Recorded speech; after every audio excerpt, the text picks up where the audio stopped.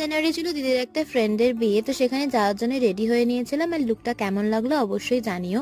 তো তারপরে ফাইনালি আমরা বেরিয়ে পড়েছি 7টা সাড়ে 7টার দিকে। যেতে যেতে অনেকটাই দেরি হয়ে গেছিলো, কারণ অনেকটা দূরে ছিল রাস্তা। আর আমার একটু বমি বমিও পাচ্ছিল, যেহেতু স্বভাব আছে বমি করার। তো ফাইনালি পৌঁছাও গেছে, আর যেতে অনেকটা দেরি হয়ে গেছিলো, তো বিয়ের রিচুয়ালসও স্টার্ট হয়ে গেছিলো। তারপরে আমরা হচ্ছে এখানে স্টার্টারগুলো খেয়ে নিয়েছি। ক্রিসপি চিলি বেবিকর্ন ছিল, কাবাব ছিল। আর মেনুটা দেখো, তোমরা দেখতেই পাচ্ছ। আমি শুধু মাটন ফিশ ফ্রাই নিয়ে বসে পড়েছি আর ভাত। তারপরে আইসক্রিম টাইসক্রিম খেয়ে দেন এখানে একটা সিঁদুর পড়ার সময় অনেক বড় একটা কমেডি হয়ে গেছে, তোমরা দেখতেই পাচ্ছ। ফুল ভিডিওটা আমি অবশ্যই শেয়ার করব।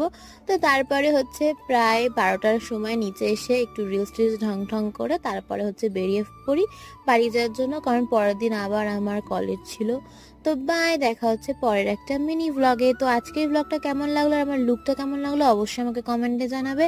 আর পুরো ভিডিওটা দেখতে হলে